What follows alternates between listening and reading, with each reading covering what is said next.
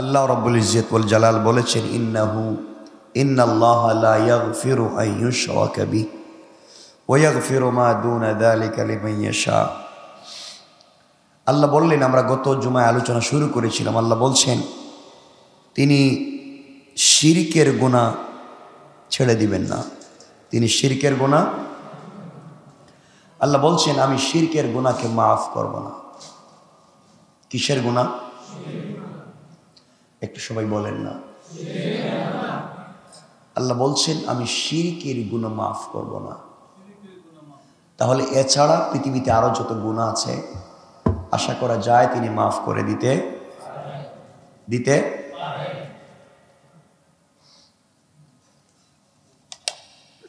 পারেন। আল্লাহ রব্বুল ইজ্জত খুব মনোযোগ দিবেন। রব বলেছেন তিনি শিরকের গুনাহকে মাফ করবেন না। তাহলে আমাদের পণ আর প্রতিজ্ঞা হবে চলার পথে আমরা শিরক করব না। সবাই বলেন ইনশাআল্লাহ। কমপক্ষে এই জায়গা থেকে বেঁচে যাব যে আল্লাহ মাফ করবেন না, এটা আর বলতে পারবেন না। আজকের থেকে আমরা শিরক করব না। কোন ধরনের শিরক করব না। জেনে না জেনে, ইচ্ছায় অনিচ্ছায় আমরা শিরক করব না। এরপর আল্লাহ বলেছেন ওয়াগফিরু মা দুনা যালিকা লিমান ইয়াশা। এছাড়া পৃথিবীতে যত গুনাহ আছে, এছাড়া শিরক ছাড়া পৃথিবীতে যত গুনাহ আছে রব ইচ্ছা করলে সব কোনো কথা ছাড়াই তিনি মাফ করে দিতে পারেন। তাহলে রবের পরিষ্কার ফতোয়া, শিরক ছাড়া সব গুনাহ তিনি মাফ করে দিবেন, সব গুনাহ মাফ করে দিতে পারেন। কেন আল্লাহ শিরককে মাফ করবেন না? রব বলেছেন ওয়ামাই ইউশরিক বিল্লাহ ফাকাদ দাল্লা দালালাম বাঈদা। যে শিরকের মতো অপরাধ করলো সে গুমরাহি করতে করতে, বিদ্রোহ করতে করতে, অপরাধ করতে করতে অনেক দূর পর্যন্ত পৌঁছে গেল। অর্থাৎ আমার জমিনে থেকে, আমার খেয়ে, আমার পরে, আমার জমিনে হেঁটে, আমার অক্সিজেন ব্যবহার করে আমার সাথে যে বিদ্রোহ করেছে, এত বড় যার ক্ষমতা, বেঈমানি করলো, বিদ্রোহ করলো, আমি তার জন্য সকল সুযোগ সুবিধা বন্ধ করে দিলাম। কিয়ামতের দিন তাকে মাফ করব না। দেখি তো তাকে মাফ করে কে? তাহলে যারা বিদ্রোহী হয় এই দুনিয়ায়ও তাদের সব সুযোগ সুবিধা বন্ধ হয়ে যায় কি যায় না? কথা বলেন, যায় কি যায় না? আল্লাহ বলেছেন যারা শিরক করে তাদের সকল সুযোগ সুবিধা বন্ধ হয়ে যায়। কেন? কোরআনে কারীমের আয়াত তিলাওয়াত করেছি, এর উপরের আয়াত আল্লাহ বলছেন 115 নম্বর আয়াতে ওমাই ইউশাকিকির রাসূল মিন বাদি মা তাবায়্যানা লাহুল হুদা ওয়া ইয়াত্তাবি' গায়রা সাবিলিল মুমিনিনা নুওয়াল্লিহি মা তাওয়াল্লা ওয়া নুসলিহি জাহান্নাম ওয়া সাআত মুসীরা। আল্লাহ বলছেন কিন্তু যে ব্যক্তি রাসূলের বিরোধিতায় কোমর বেঁধে লেগে যায়, কার বিরোধিতায়? যে ব্যক্তি আল্লাহর রাসূল কলিজার টুকরা সরকারে কায়নাত হাবিবুল্লাহ ওমাই ইউশাকিকির রাসূল, যে ব্যক্তি রাসূলের বিরোধিতার জন্য কোমর বেঁধে লেগে যায় এবং ইমানদারের পথ পরিহার করে অন্য পথে চলে, কার পথ ছেড়ে দিয়ে? ইমানদারের পথ ছেড়ে দিয়ে অন্য পথে চলে, অথচ তার সামনে সত্য সঠিক পথ ছিল স্পষ্ট, সুস্পষ্ট সঠিক পথ তার সামনে থাকবার পরেও সে এই পথ বাদ দিয়া ভিন্ন পথে চলে, তাকে আমি সেদিকেই চালাবো যেদিকে চলে গিয়েছে। অর্থাৎ গুমরাহির এত দূর চলে গিয়েছে, আমি তাকে সেদিকেই চালাবো। কারণ তুই রাসূলের বিরোধিতা করলে, তুই আমার বিদ্রোহ করলে, স্পষ্ট গুমরাহিতে চলে গেলে, যে পথে চলতে চাও সে পথে আমি তোমাকে চালাবো, কারণ কিয়ামতে তোমাকে মাফ করব না। কেন? রব বলেছেন ওয়ানুসলিহি জাহান্নাম, আমি তাকে চালাতে চালাতে ঠেলে দিব জাহান্নামে। কে বলতেছেন কথাগুলা? সবাই বলেন কে? আল্লাহ যদি বলেন আমি তাকে ঠেলে ঠেলে জাহান্নামে দেব, আপনারা আমাকে বুঝান এই পৃথিবীতে কার ক্ষমতা আছে তাকে আর জাহান্নাম থেকে বাঁচাবে? কেউ আছে?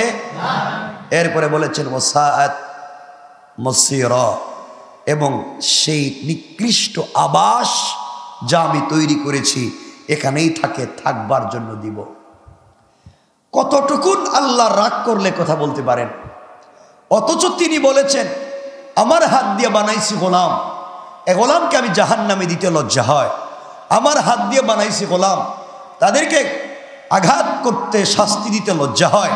এই আল্লাহ বলতেছেন যে 100 বৎসর গুনাহ করলেও আমি চাইলে সব গুনাহ একসাথে মাফ করে দিতে পারি, একবার আমাকে ডাক দিলে। এত দয়ালু আল্লাহ বলছেন যে তুমি আমার বিদ্রোহ করতেছ, তুমি চলতে চলতে রসুলের বিরোধিতায় কোমর বেঁধে লেগেছ, এখন তুমি সঠিক পথ থাকবার পরেও ভুল পথে চলতেছ, দুনিয়ার স্বার্থে, দুনিয়ার লোভে, দুনিয়ার সম্পদে আমি আল্লাহকে ভুলে গিয়েছ। যাও, সুযোগ দিলাম, চলতে চলতে কই যাইতে পারো যেতে চাকো, যেতে থাকো। এক পর্যায়ে দেখছে যেতে এমন জায়গায় যাবে তোমাকে কেউ ফিরিয়ে আনতে পারবে না, আমি ধাক্কা দিয়ে তোমাকে জাহান্নামে ফেলে দেব। কে বলতেছেন? আল্লাহ বলতেছেন ওয়ানুসলিহি জাহান্নাম, আমি ধাক্কা দিয়া, আমি ঠেলে দিয়ে তোমাকে জাহান্নামে দিব। এখন আপনারা বলেন আমাকে, বাবা কেউ কি আছে আমাদেরকে আর বাঁচাতে পারবে? সবাই বলেন। তাহলে 1 নম্বর শিরিক করব, আল্লাহর রসুলের বিরোধিতা করব। আমরা বিরোধিতা করিনি, করি, আমরা বুঝি না যে কেমনে করি। আমরা বিরোধিতা করি, কেমনে করি আমরা জানি না। এজন্য আল্লাহর ওয়াস্তে আল্লাহ আমাদেরকে হেফাজত করুক, বলেন আমিন।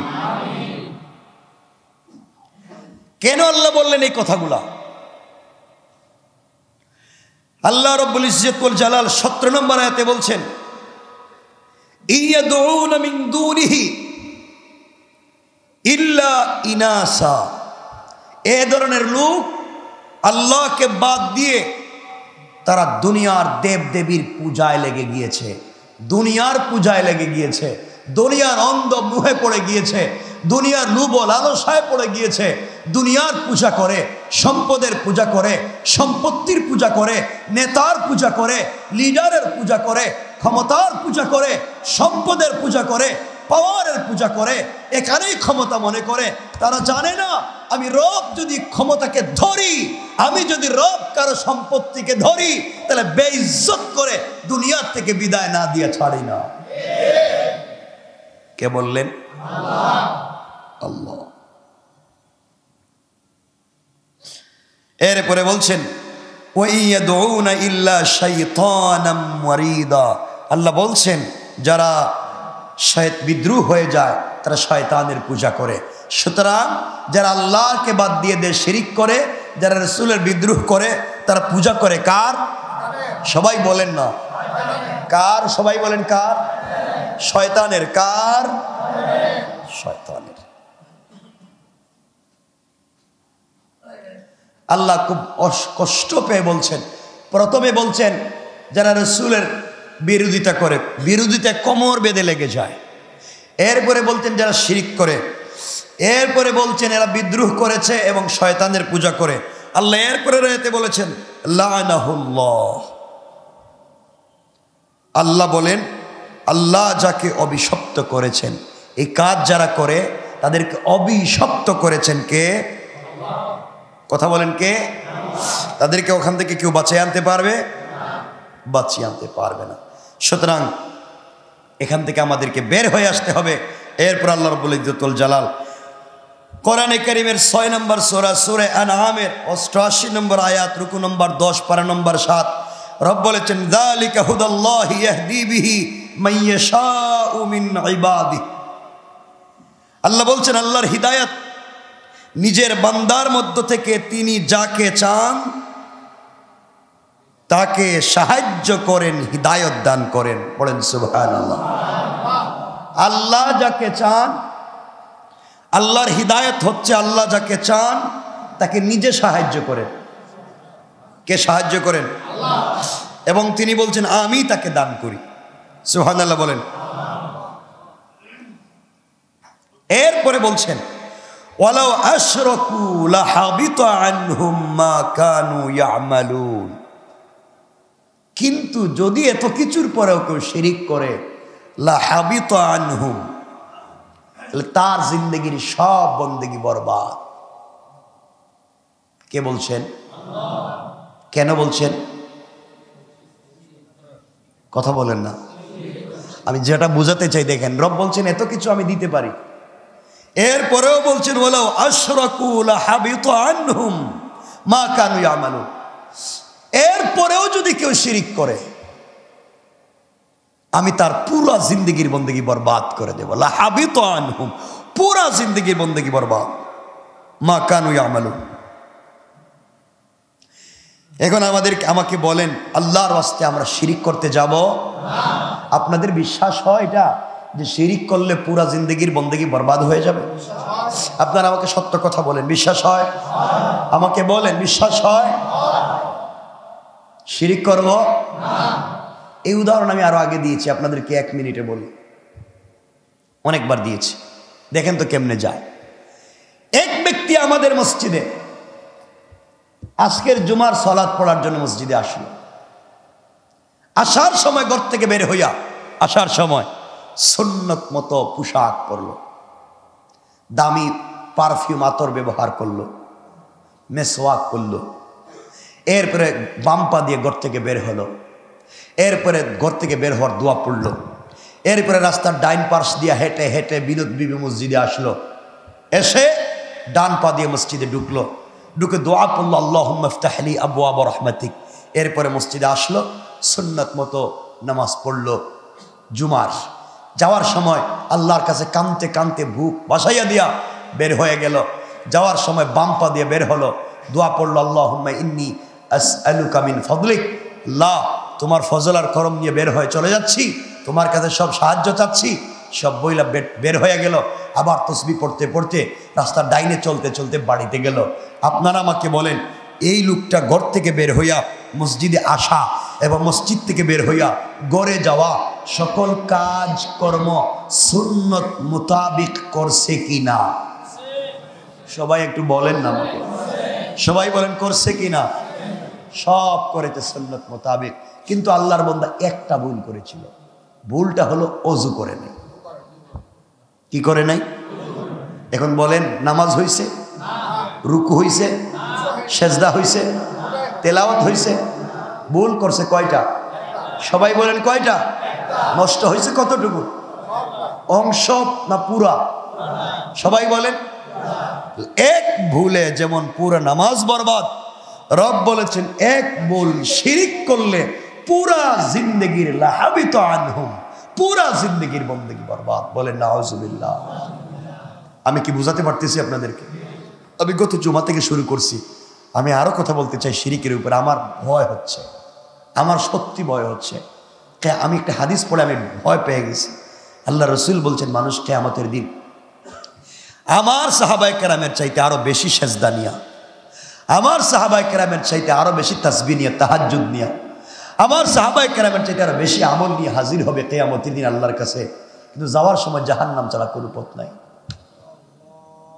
এত আমল নিয়ে আসবে, এত তাসবিহ, এত তাহাজ্জুদ, এত সেজদা, এত দান খায়রাত, এত মসজিদ মাদ্রাসা বানিয়েছে, এত কিছু করে আসছে, কিন্তু আসার পরে জাহান্নাম।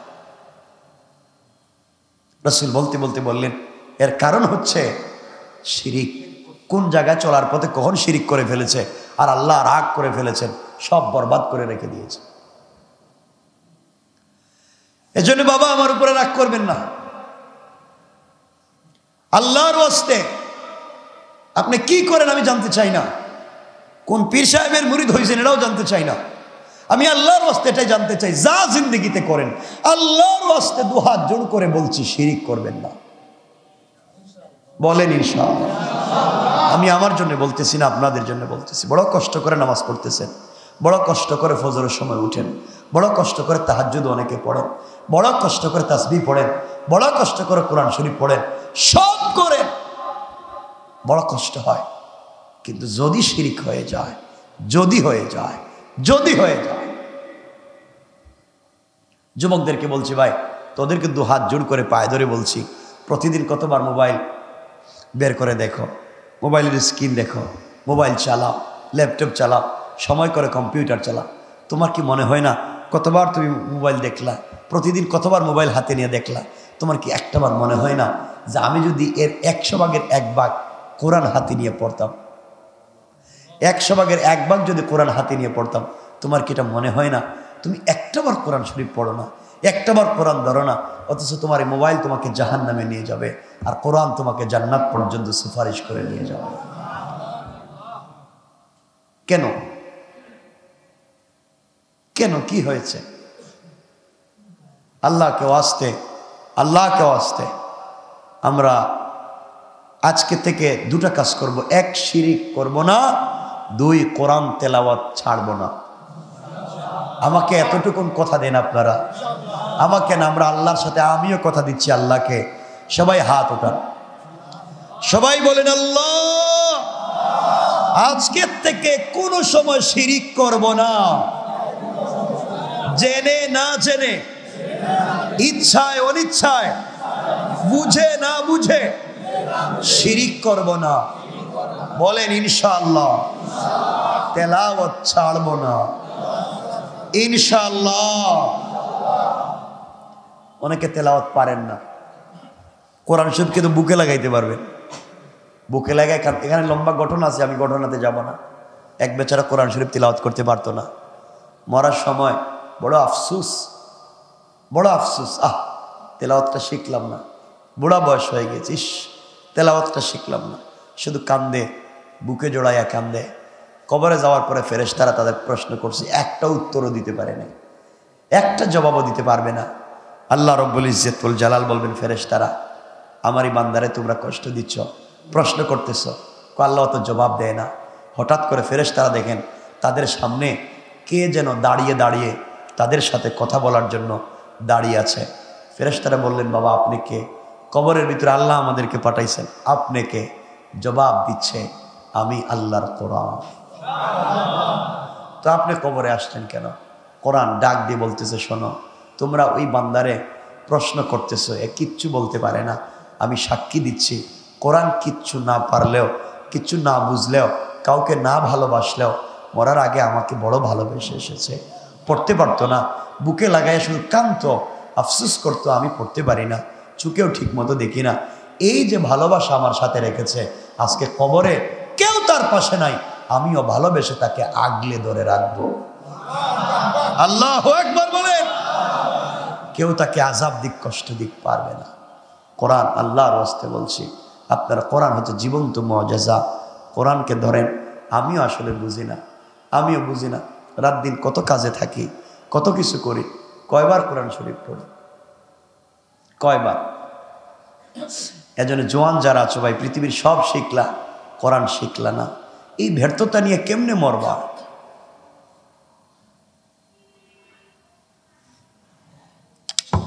আপনারা ভালো করে জানেন, কিছুদিন আগে একজন মহিলা হজে গিয়েছিলেন, এই যে গেল কিছুদিন আগে, হজে যাওয়ার পরে তিনি যখন তাওয়াফ করতে গেছেন, সব চোখে দেখে কিন্তু কাবাঘর দেখে না। আপনারা দেখেছেন, পত্রিকায় দেখেছেন, ইন্টারনেটে দেখেছেন, সব দেখে, কাবাঘর দেখে না। হাউমাউ করে পড়ে কাঁদতেছে, পুলিশ তাকে ধরেও কিছু করতে পারতেছে না, সব তাকায় এদিক সেদিক দেখে, কিন্তু কাবার দিকে তাকালে কিচ্ছু দেখে না, পুরা অন্ধকার। রব কারো উপরে যদি নারাজ হয়ে যায়, তার ঘর যদি দেখতে না দেয়, কি করবেন আপনি? রব যদি আপনাকে নারাজ হয়ে যায় আর তার ঘরে আসতে যদি আপনারা না দেয়, কি করবেন আপনি? রব এখনো কত ভালোবাসে আপনাকে, আমাকে, এখনো তার কদমে সেজদা দেওয়ার সুযোগ দিছে, এখন আমরা তার কদমে আসতেছি। আমার মন চায় এখন কথা বলি আপনাদের সামনে, যুবকেরা, এই তো আজকের পরের রাত্র, আর এক রাত্র পরে 31st নাইট আসতেছে, তোমরা কি না করবা, কি না করবা? 31st নাইটে কত ইমানদার জাহান্নামী হয়ে যাবে, মুশরিক হয়ে যাবে। আমার আফসোস হয়। আমি শুধু 31st নাইট নিয়ে না, আজকালকে পৃথিবীতে কত কাজ মুসলমানই দিব বাচ্চা, এটা অনুষ্ঠান করে, কথা বলেন না কেন, অনুষ্ঠান করে, ওয়ালিমা অনুষ্ঠান, গায়ে হলুদ অনুষ্ঠান, কত হাবিজাবি অনুষ্ঠান করে, ওগুলাতেও 31st নাইটের মতো ফটকা ফুটায়, গান বাজনা করে, হাউজি করে, একবারে বিল্ডিংয়ের উপরে লাইট মাইট লাগায় কি একবারে ধিড়িম ধাক্কা কি সাউন্ড দিয়া গান বাজনা করে, এগুলো আসে না নাই? কেন কেন এগুলা? আল্লাহ যদি আমাকে আজকে সুস্থ রাখে আর ভালো থাকি, আমি তফসির আশা করছি বলবো আপনারা 31st নাইট পালন করে কই যেতে চান, কই যেতে চান? আপনাদের লজ্জা হয় না? আপনাদের লজ্জা হয় না যে আপনার আমার জিন্দগি, যার বয়স 30, আপনার জিন্দগির থেকে একটা বছর চলে গেল। যাকে আল্লাহ 80 বছরের হায়াত দিছেন, আপনার জিন্দগির থেকে 2023 সাল চলে গেল। আপনি কান্না করার কথা, আল্লাহ 2023 সালে ঠিকমতো কোরআন তিলাওয়াত করতে পারেনি, তোমাকে ডাকতে পারেনি, খিদমাত করতে পারেনি, ইবাদত করতে পারেনি, কত শয়তানি নাফরমানি করছে। আল্লাহ একটা বছর চলে গেছে, আজকে শেষ রাত, আজকে আসতেছে নতুন বছর। আল্লাহ তোমার কাছে মাফ চাই, কথা দিলাম আগামী বছর আর শয়তানি নাফরমানি করবো না। সব ভুল পথে চলেছি, ইউনিভার্সিটিতে চলতে গিয়ে কত খারাপ কাজ করছি, কলেজে কত অন্যায় করছি, চলতে গিয়ে কত অন্যায় করছি। আল্লাহ আজকে রাত্রে তুমি ক্ষমা করে দাও, আগামীতে আর এগুলা করবো না। রব বলেন বান্দা যখন অনুতপ্ত হয়ে যায় আমি তো সব তার ক্ষমা করে দিই। কিন্তু মাত্র অনুতপ্ত হওয়া দূরের কথা, গান বাজনার মাধ্যমে আগামী বছরকে আমরা বরণ করতে চাই। এমন সময় যদি আমাদের মৌত চলে আসে কি করবে? এত বুঝাইতে বুঝাইতে কত বছরই তো বুঝাইলাম, আমরা আসলে কিছুই বুঝলাম না। এজন্য আল্লাহর ওয়াস্তে আমাকে বলেন, আমরা এগুলা করব? বলেন করব? আল্লাহ বলছেন এরপরে সূরা আনআমের 89 নম্বর আয়াতে বলছেন, উলাইকাল্লাযীনা আতাইনাহুমুল কিতাবা ওয়াল হুকমা ওয়ান নুবুওয়া। আল্লাহ বলছেন আমি তাদেরকে কিতাব দিয়েছিলাম, তাদেরকে হুকুম এবং নবুয়ত দান করেছিলাম, হিকমা এবং নবুয়ত দান করেছিলাম, সব দিলাম তাদেরকে, কিতাব দিলাম, হিকমত দিলাম, নবুয়ত দিলাম। এত কিছু তাদের সামনে তারা পরোয়াই করলো না, তারা পরোয়াই করলো না, তারা পরোয়াই করলো না। এখন বাংলাদেশে ভাইরাল এক জায়গার নাম, আমি নাম বলতেছি না, এগুলো নিয়ে আমি কথা বলি না, আমি সময় নষ্ট করতে চাই না। ঢাকা শহরের কোন একটা ফ্লাইওভার, ওখানে রাত দিনকে বসে থাকে যুবকের, নাম বলতেছি না, 300 ফিটে নাকি, সব রাত দিন ওখানে বসে থাকে। কি যেন এখানে পাইছে আল্লাহ, কি পাইছে? জওয়ানেরা কোন পথে যাও? তোমাকে কেউ না দেখলে আল্লাহ দেখেন, কেউ না বুঝলেও আল্লাহ বুঝেন। মনে রাখো যাই করো সব কিছুর মূল সুতা কিন্তু আল্লাহর হাতে। টান যদি দে গুড়িতে, যত উপরেই উড়তে থাকেন আশা কিন্তু লাগবে, ঠিক না বলেন? আল্লাহ আমাদেরকে হেফাজত করুক। আল্লাহ বলছেন এরা তো পরোয়াই করে না যা শুরু করেছে। আল্লাহ বলছেন এরা যদি এগুলা করতেই থাকে এক সময় তারা দুনিয়ার থেকে বিদায় নিয়ে যাবে এবং জাহান্নামী হয়ে মরবে। আল্লাহ বলছেন তারা যদি কথাগুলো না মানে তাদেরকে স্পষ্ট উহিয়া ইলাইক, তাদেরকে বলে দেন, আপনার উচিত তাদেরকে স্পষ্ট করে বলে দেওয়া যে তারা যা করতেছে সব ভুল করতেছে, যা করতেছে সব, সবাই বলেন না কি করতেছে? আল্লাহ আমাদেরকে হেফাজত করুক, বলেন আমিন। সবাই বলেন না আমিন। কথা তো অনেক, কথা বলতে বলতে তো অনেক কথা বলা হয়ে যায়। কি কথা বলতাম? আমি বলতে চাইছিলাম গত জুমায় যে কথাগুলা আপনাদের কাছে বলতে চাইছিলাম, আজকে আপনারা দেখতেছেন, এই বাংলাদেশে দেখতেছেন, কেউ কবরে, কেউ মাজারে সেজদা দিয়া আল্লাহকে পেতে চায়। আল্লাহ বলছেন আমারে পেতে হলে আমার কদমে। কেউ বিভিন্ন জায়গায় সেজদা দেয়। বাংলাদেশে দেখতেছেন কেউ 7 বিয়া, 8 বিয়া, 11 বিয়া পর্যন্ত করতেছে। আর পত্রিকাওয়ালারা, টেলিভিশনওয়ালারা এগুলোর পজিটিভ নিউজ করতেছে, মাশাআল্লাহ 7টা বিয়া করেও এ কত সুখে আছে। তোমার থাবড়ানো দরকার, ওকে থাবড়ানো দরকার। তুমি আর নিউজ পাইলে না, এ 7 বিয়া করে সুখে আছে, খবর নিয়ে দেখো এ কি করতেছে। আজকে প্রকাশ্যে দিন দুপুরে দিবালুখে জিনা বেবিচারের বিজ্ঞাপন চলছে, ঠিক কিনা বলেন? ইসলাম যেখানে 4 বিয়ে একসাথে 4 স্ত্রী রাখবার অনুমতি দিয়েছিল বিভিন্ন কারণে, আর আপনি 7, 8, 9, 10 বিয়া করে বসে রয়েছেন, এগুলো হালাল না হারাম? বলেন হালাল না হারাম? একসাথে 4-এর অধিক স্ত্রী রাখা হালাল না হারাম? যারা করেছে হালাল না হারাম? যাদের এই অবস্থায় যদি বাচ্চা হয়, বৈধ না অবৈধ? রাষ্ট্রীয় আইনে অবৈধ, ইসলামিক আইনে অবৈধ। একের উপরে যদি স্ত্রী রাখতে হয় আর যদি একাধিক রাখতে হয়, সমতা বিধান যদি করতে পারেন, খাওয়াতে পারেন, ইনসাফ কায়েম করতে পারেন, তাইলে একাধিক বিয়ে করতে পারেন। আপনি ইনসাফ কায়েম করতে পারবেন না, সমতা বিধান করতে পারবেন না, হক আদায় করতে পারবেন না, আপনার জন্য একের অধিক বিয়ে করা হারাম। ঠিক কিনা বলেন? একজনও ঠিক মতো রাখতে পারতেছেন না, আর হে 8টা 10টা। এগুলো আসেনি বাংলাদেশে, চলতেছেনি। আপনারা এগুলো দেখতেছেন নি? পত্রপত্রিকায় দেখতেছেন? আল্লাহ আমাদের হেফাজত করুক, বলেন আমিন। কথা তো অনেক, বলতে বলতে অনেক হয়ে যাবে। আল্লাহ আমাদেরকে মাফ করে দিক, বলেন আমিন। শেষ পর্যন্ত আমাদের তো দেখছেন মাঝে মাঝে বাচ্চারা শিক্ষা ব্যবস্থায় কি করতেছে, থিরিং বিডিং করতেছে। এই থিরিং বিডিং করে ব্যাং লাভ দিতেছে, মাছ মারতেছে, কোথাও হাবিজাবি শুরু করে দিচ্ছে।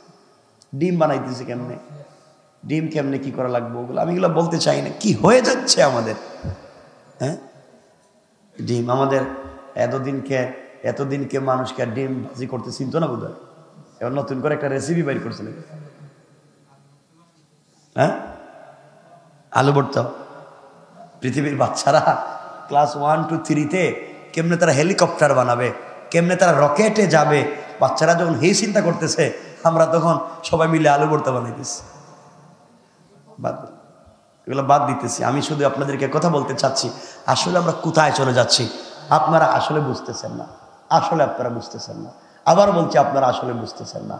পৃথিবীতে একটা জাতিকে ধ্বংস করতে হলে 1 নাম্বার তাদের মনন এবং চিন্তাকে ধ্বংস করতে হয়, আর ধ্বংস করতে হলে তার শিক্ষা ব্যবস্থা নষ্ট করে দিতে হয়। শিক্ষা যদি নষ্ট হয়ে যায়, ভবিষ্যৎ প্রজন্ম 50 বছর 100 বছর পরে ধ্বংস। ঠিক কিনা বলেন?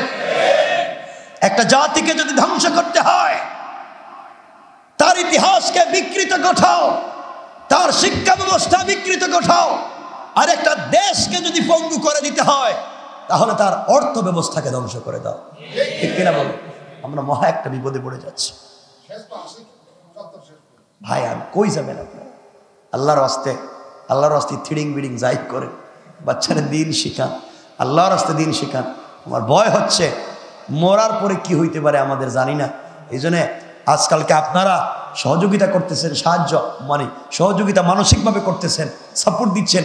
এই জন্য আমরা আমাদের এই মসজিদ কমপ্লেক্সে আমাদের নিচতলা থেকে 7 তলা পর্যন্ত আমরা মাদ্রাসা শুরু করতে যাচ্ছি ইনশাল্লাহ।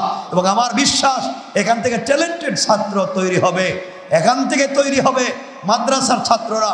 শুধুমাত্র আলিফ বা তা পড়বে না, আমার মন বলছে আমাদের এখানে প্রত্যেকটা, যেমন মসজিদে নববীতে রাসূলের পাকের সামনে যেইভাবে সাহাবায়ে কেরাম মসজিদের একটা পিলারে বসে তারা হাদিস পড়েছেন, হযরতে আবু হানিফার কাছে, ইমামে আযমের কাছে, মসজিদে নববীর মক্কার প্রত্যেকটা পিলারে পিলারে বসে সাহাবায়ে কেরাম বলছি, বাচ্চারা, উস্তাদেরা, ছাত্ররা, সারা দুনিয়ার মুসলমানেরা, قال أبي قال حدثنا محمد بن إشكاب قال حدثنا وبالسند المتصل منا إلى الإمام الهمام حافظ الحجة أمير المؤمنين بالحديث। এইভাবে যখন হাদিস পড়ছে قال حدثنا ইনশাআল্লাহ একদিন আমাদের মসজিদেও এইভাবে হাদিসের দর্স হবে। قال حدثنا ইনশাআল্লাহ। বলেন ইনশাআল্লাহ, বলেন ইনশাআল্লাহ। আল্লাহ কবুল করবে ইনশাআল্লাহ। সকলে বলেন আমিন। আল্লাহ আমাদেরকে হেফাজত করো, কারণ ভয় হচ্ছে জাতি কোথায় চলে যাচ্ছি আমরা। আমার কথা কষ্ট পাইতেছেন আপনারা কিছু বুঝতেছেন? বাচ্চা এখন বাড়ি থেকে ব্যাংক কেমনি লাফাটা শিখতেছে দেখলাম। আল্লাহ মাফ করো, আমি চাই না এগুলা। আমাদের বাচ্চাকে আল্লাহ ভালো বানাইয়া দাও, বলেন আমিন। যাক, পৃথিবী ধ্বংস হয়ে যাবে, আমরাও কাছাকাছি পৌঁছে যাচ্ছি। কিয়ামত খুব কাছাকাছি, দাজ্জাল চলে আসতেছে, ইমাম মাহদি চলে আসতেছে, হযরতে ঈসা আলাইহিস সালাম চলে আসতেছেন। সব আয়োজন প্রায় শেষ হয়ে যাচ্ছে। আমরা এখন কার পক্ষে থাকব আপনারা এই সিদ্ধান্ত নিতে পারেন। আমার বন্ধুগণ, মুসনাদে আহমদের হাদিস, 2275 নম্বর হাদিস, 2275 নম্বর হাদিস। রাসূল সাল্লাল্লাহু আলাইহি ওয়াসাল্লাম বলেছেন, মুআয ইবনে জবল ইরশাদ করেছেন, আওসানি রাসূলুল্লাহ সাল্লাল্লাহু আলাইহি ওয়াসাল্লাম বিআশারি কালিমাত। রাসূল আমাকে 10টা কালিমাত সম্পর্কে ওসিয়ত করেছেন। কে? কারে? মুআয ইবনে জবল, রাসূলের একজন সাহাবী। মুআয ইবনে জবলকে কয়টা বিষয় ওসিয়ত করছেন? সবাই বলেন না। আমি কি বলবো 10টা? আমি সংক্ষেপ নাম বলে যাচ্ছি। 1 নম্বর, রাসূল সাল্লাল্লাহু আলাইহি ওয়াসাল্লাম বলছেন, তোমরা এই পৃথিবীতে চলার পথে 1 নম্বর, মুআয ইবনে জবল বলেন, রাসূল আমাকে ওসিয়ত করেছেন, 1 নম্বর, তুমি আল্লাহর সাথে শিরিক করবে না। যদিও তোমাকে হত্যা করা হয়, যদিও তোমাকে পুড়িয়ে দেওয়া হয়, যদিও তোমাকে গোলাম বানিয়ে দেওয়া হয়, যদিও তোমাকে দেশ থেকে বের করে দেওয়া হয়, এরপরও আল্লাহর ওয়াস্তে শিরিক করতে যাইও না। চিন্তা করছেন? আল্লাহ রাসূল বলছেন। আমার মুসলমান বন্দেগান গভীর মনোযোগ, আল্লাহ রাব্বুল ইজ্জত ওয়াল জালালের পয়গম্বর সরকারি কায়নাত রাসূল পাক সাল্লাল্লাহু আলাইহি ওয়াসাল্লাম মুআয ইবনে জবলকে বললেন, মুসনাদে আহমদের হাদিস 2275 নম্বর হাদিস, আওসানি রাসূলুল্লাহ সাল্লাল্লাহু আলাইহি ওয়াসাল্লাম বিআশারি কালিমাত। নবীজি আমাকে 10টা বিষয় সম্পর্কে ওসিয়ত করলেন। 1 নাম্বার, রাসূল ওসিয়ত করলেন, মুআয ইবনে জবল শোনো, তুমি পৃথিবীতে বেঁচে থাকতে কোনোদিন আল্লাহর সঙ্গে শিরিক করবে না। যদিও তোমাকে হত্যা করে হয়, অথবা পুড়িয়ে ফেলা হয়, অথবা তোমাকে গোলাম বানিয়ে দেওয়া হয়, দেশ থেকে বের করে দেওয়া হয়, এত বড় শাস্তিও যদি কেউ তোমাকে দিতে চায়, তুমি এরপরে সব মেনে নিবা, এরপরেও তুমি শিরিক করতে রাজি হবা না। আল্লাহু আকবার। যদি বলা হয় তোমাকে হত্যা করা হবে, শিরিক করবা না। যদি তোমাকে পুড়িয়ে দেওয়ার হুমকি দেওয়া হয়, এরপরেও শিরিক করতে যাবা না। যদি তোমাকে গোলাম বানিয়ে দেওয়া হয়, এরপরেও শিরিক করতে যাবা না। 2 নম্বর, রাসূল সাল্লাল্লাহু আলাইহি ওয়াসাল্লাম বলছেন, মুআয ইবনে জবল রে, মা বাবার সঙ্গে তুমি নাফরমানি করবা না। 1 নম্বর, মা বাবার সঙ্গে নাফরমানি করবা না। মা বাপ যদি তোমাকে ঘর থেকে বের করে দেয়, তেজ্য পুত্র করে দেয়, তোমাকে সম্পত্তির ভাগ না দেয়, আবারও বলছি, মা বাপ যদি তোমাকে ঘর থেকে বের করে দেয়, তেজ্য পুত্র করে দেয়, সম্পদের ভাগ নাও দেয়, তোমাকে কোনো জিনিস নাও দেয়, এরপরও খবরদার মা বাবার সঙ্গে বেয়াদবি করবা না। কয়টা বললাম? সবাই বলে। এই 2টা আমরা করি না? 3 নম্বর, নবীজি বললেন, 1 ওয়াক্ত ফরজ নামাজ ইচ্ছা করে ছেড়ে দিবা না। 1 ওয়াক্ত ফরজ নামাজ ইচ্ছা করে ছেড়ে দিবা না। যে কোনো ব্যক্তি যদি ইচ্ছা করে 1 ওয়াক্ত নামাজ ছেড়ে দেয়, তার উপর থেকে আল্লাহর জিম্মা উঠে যায়। অর্থাৎ আল্লাহ বলেন, এই লোকের জিম্মাদারিতে আমি নাই, এখন তার যা হয় আমি কিচ্ছু জানি না। যার উপর থেকে আল্লাহর জিম্মাদারি উঠে যায়, এই লোকটার জীবন কত ভয়ঙ্কর হতে পারে চিন্তা করেন। সুতরাং 3 নাম্বার হলো, ইচ্ছাকৃতভাবে 1 ওয়াক্ত নামাজ ছাড়ব না। সবাই বলেন ইনশাআল্লাহ বলেন। সবাই বলেন ইনশাআল্লাহ বলেন। 1 নাম্বার কি? শিরিক করা যাবে। 2 নাম্বার, মা বাবার অবাধ্য হওয়া যাবে। 3 নাম্বার, ইচ্ছা করে 1 ওয়াক্ত নামাজ ছাড়া যাবে। 4 নাম্বার, আল্লাহ রাসূল বলছেন, মুআয রে শোনো, ও মুআয শোনো, তুমি যদি আল্লাহকে সন্তুষ্ট রাখতে চাও, 4 নাম্বার হলো মদ পান করিও না। কারণ মদ হলো এই পৃথিবীর সকল অশ্লীলতার মূল। সকল অশ্লীলতার মূল হলো মাদক। সুতরাং আল্লাহর ওয়াস্তে আমরা কখনো মাদক সেবন করব না। সবাই বলেন। কয়টা বললাম? 5 নম্বর, মুআয ইবনে জবলকে রাসূল বলছেন, শোনো, গুনাহ থেকে বিরত থাকো। ভুলেও ছোট বড় কোনো গুনার কাছে যাইও না। কারণ গুনাহ পৃথিবীতে আল্লাহর গজব নিয়ে আসে। তুমি গুনাহ করতে যাইও না। তুমি যদি গুনাহ করো, তোমার উপরে আল্লাহর গজব আসবেই। পরিবারের উপরে আল্লাহর গজব আসবে, তোমার সন্তানের উপরে, পরিবারের উপরে আল্লাহর গজব আসবে, আজ না হয় কাল। এই জন্য আল্লাহর ওয়াস্তে আমরা ছোট বড় ইচ্ছা অনিচ্ছায় কোনো গুনাহ করব? সবাই বলেন। কয়টা বলছি? 6 নাম্বার, যুদ্ধের ময়দানে তুমি যদি যাও দেশ রক্ষার জন্যে, সমাজ রক্ষার জন্যে, শৃঙ্খলা রক্ষার জন্যে তুমি যদি যুদ্ধে যাও, ইসলাম রক্ষার জন্যেও যুদ্ধে যাও, মনে রাখবা যুদ্ধের ময়দানে তুমি কখনো পলায়ন করবা না। যদি সবাই মরেও যায়, তোমার সাথী বন্ধু কেউ নাই, সব মরে গিয়েছে, এরপরেও যুদ্ধের ময়দান থেকে পলায়ন করবা না। কারণ যুদ্ধের ময়দান থেকে যেই ব্যক্তি পলায়ন করে, আল্লাহ বলছেন হিসাব ছাড়া সে জাহান্নামী। কথা বুঝতে পেরেছেন? কয়টা বলছি? 7 নাম্বার, আল্লাহ রসুল বলেছেন, মুআজ ইবনে জবল, শুনো, কোনো এলাকায় যদি দেখো কঠিন মহামারী দেখা দিয়েছে, মহামারী কোনো এলাকায় রূপ দেখা দিয়েছে, এটা মহামারী আকার হয়ে গিয়েছে, তুমি সেখান থেকে বের হয়ে যাও না, সেখানেই থেকে যাও।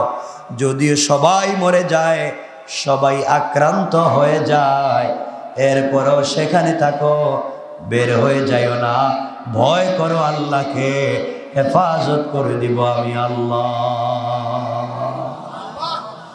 কথা কি বুঝতেছেন? কয়টা বলছি? 8 নাম্বার, নবীজি বললেন, তুমি যদি ভালো থাকতে চাও, আমি তোমার উপরে খুশি থাকি, তুমি যদি চাও সমাজে যদি তুমি সুন্দরভাবে চলতে চাও, ইন্তেকালের পরে জান্নাত চাও, তোমার সামর্থ্য অনুযায়ী পরিবারের পিছনে খরচ করো, তোমার সামর্থ্য অনুযায়ী পরিবারের পিছনে খরচ করো, আল্লাহ তাআলা এর বিনিময়ে তোমাকে বারাকা দান করবে। সুবহানাল্লাহ, জোরে পড়ে। কয়টা বললাম? 9 নম্বর, আল্লাহর রাসূল বললেন, মুআজ ইবনে জবল রে, 9 নম্বর হলো, পরিবারের উপর থেকে শাসনের লাঠি উঠাইয়া নিও না। পরিবারের উপর থেকে শাসনের লাঠি উঠাইয়া নিও না। পরিবারের উপর থেকে যদি শাসনের লাঠি উঠাইয়া নাও, পরিবার মারাত্মক উগ্র হয়ে যাবে, পরিবার ধ্বংস হয়ে যাবে। সন্তানদের উপর থেকে যদি শাসনের লাঠি উঠাইয়া নাও, সন্তান খারাপ হয়ে যাবে। স্ত্রীর উপর থেকে যদি শাসনের লাঠি উঠাইয়া নাও, স্ত্রীও খারাপ হয়ে যাবে। ভাই বোনের উপর থেকে যদি শাসনের লাঠি উঠাইয়া নাও, ওরাও খারাপ হয়ে যাবে। একদিন তুমি খাওয়াইছো আর তারাই তোমাকে পিটাইয়া বের করে দিবে। ঠিক কি না, জুড়ে বলেন? এগুলাই সমাজে হয় না? হয় না? এই জন্য আল্লাহ রসুল বলছেন, মুআজ ইবনে জবল, পরিবারের উপর থেকে শাসনের লাঠি, অর্থাৎ খবরদারির লাঠি, অর্থাৎ তুমি যে মুরব্বিয়ানা করো, পরিবারের উপর থেকে এটা সরাইয়া দিও না। কারণ তোমার হাতে, তোমার বগলের নিচে, তোমার হাতের নিচে পরিবার সবাই ছায়ার মতো আছে। রাগ করে যদি এটা উঠাইয়া নাও, তছনছ হয়ে যাবে। এবং হাজার হাজার পরিবার রাগ করে, যার শ্রম, যার পরিশ্রমে, যার মেধায়, যার কষ্টে একটা পরিবারকে আগলিয়ে রেখেছে, ব্যথা পেয়ে, কষ্ট পেয়ে পরিবার থেকে হাত উঠিয়ে দিয়েছে, পুরো পরিবার ভেঙে গিয়েছে। আপনারা এগুলো পাচ্ছেন না সমাজে? কথা বলেন নাই? নাই? আচ্ছা, আছে। এক একজন এক এক জায়গায় চলে গিয়েছে, কারো খবর নাই। এক জায়গায় ভাই, এক জায়গায় বোন, মানে কেউর সাথে কারো মিল নাই, কারোর সাথে কারো দেখা নাই, এমন হয়ে গিয়েছে। পরিবার থেকে যদি শাসনের লাঠি উঠে যায়, পরিবার নষ্ট হয়ে যেতে পারে। আর এইভাবে হাজার হাজার পরিবার নষ্ট হয়ে যাচ্ছে। দেখবেন ছোট ভাই আপনার কথা শুনে না, স্ত্রী আপনার কথা শুনে না, সন্তান আপনার কথা শুনে না, সব উগ্র হয়ে গেছে, সব উগ্র। আপনি রাত দিন মাথার গাম পায়ে ফেলে গাদার মতো খাটুনি দিয়ে তাদেরকে খাওয়াচ্ছেন, এরপরও তারা আপনার পিটায়। কথা বলেন না কেন? দুনিয়া শেষ। রসুল বলেছেন 9 নম্বর ওসিয়ত করতেছি, পরিবারের উপর থেকে তুমি কখনো তোমার পরিবারের উপর থেকে শাসনের লাঠি উঠাইয়া নিও না। শাসন করো, কিন্তু শাসন করলে তোমাকে গালি দিবে, বকা দিবে, মাইরও দিবে, এরপরও শাসন করো, পরিবার ঠিক থাকবে, তাহলে পরিবার ভেঙে যাবে। কত পরিবার, যৌথ ফ্যামিলি, ভুল বুঝাবুঝি শুরু হয়েছে, সন্দেহ তৈরি হয়ে গিয়েছে, পরিবার ভেঙে গিয়েছে। ঠিক কিনা বলেন? এগুলা নাই? আল্লাহ আমাদেরকে হেফাজত করো। 10 নম্বর হলো রাসূল বললেন, মুআয ইবনে জবল রে, তুমি যদি বিনা হিসাবে জান্নাতে যেতে চাও, আমার হাত ধরে আমার হাতে হাউজে কাউসারের পানি পান করতে চাও, পরিবারকে আল্লাহর ব্যাপারে সব সময় ভয় দেখাও, পরিবারকে আল্লাহর ব্যাপারে ভয় দেখাও। আমি যে তো কষ্ট করে ইনকাম করে তোমাদেরকে খাওয়াই, তোমাদের সব চাহিদা পূরণ করি, আল্লাহকে ভয় করো, আল্লাহর শুকরিয়া আদায় করো, আল্লাহর কদমে সেজদা করো, আল্লাহর নাফরমানি করবা না। আল্লাহ চাইলে পরিবারের সব বরকত উঠাইয়া নিতে পারে। ঠিক কিনা জেনে বলেন? কয়টা বললাম? 10টা। এই 10টা রাসূল সাল্লাল্লাহু আলাইহি ওয়াসাল্লাম বলছেন, মুআয ইবনে জবল, এই 10টা কাজ করতে থাকো, নিজেকে বাঁচাও, নিজের মতো করে চালাও, 10টা ওসিয়তকে ফলো করো। ইন্তেকালের পরে আমি রাসূল যখন জান্নাতে যাব, তুমিও আমার সঙ্গে জান্নাতে যাইবা। সুবহানাল্লাহ জোরে পড়ে। আল্লাহ আমাদের সবাইকে কবুল করো, পড়েন আমিন।